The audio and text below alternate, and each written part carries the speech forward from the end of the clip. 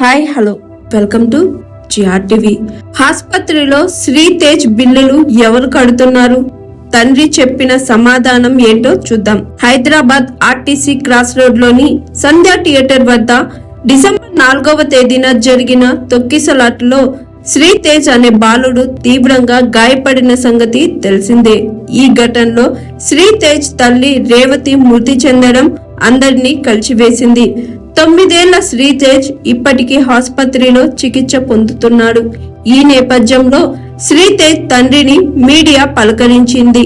Sritej brain cells damage అయ్యాయని ఆయన వెల్లడించారు. ఎప్పట్లోగా కోలుకుంటాడనేది డాక్టర్లు కూడా ఖచ్చితంగా చెప్పలేకపోతున్నారని ఆవేదన వ్యక్తం చేశారు. తన కుమారుడికి స్పృహ వస్తేనే కోలుకునే అవకాశాలు ఉంటాయని, తాము శక్తి మేర వైద్యం చేస్తున్నామని డాక్టర్లు చెబుతున్నారని ఆయన వివరించారు.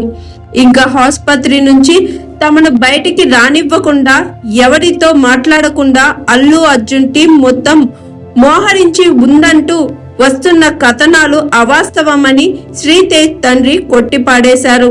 అల్లు అర్జున్ టీం తమకు అండగా నిలుస్తుందని చెప్పారు. తన బిడ్డను ఆసుపత్రిలో చేర్పించిన 2వ రోజు నుంచే అల్లు అర్జున్ బృందం మద్దతుగా నిలిచిందని తెలిపారు. అల్లు అర్జున్ మేనేజర్లు ప్రతిరోజు ఆసుపత్రికి వచ్చి మా అబ్బాయి ఆరోగ్య పరిస్థితి గురించి తెలుసుకుంటున్నారు.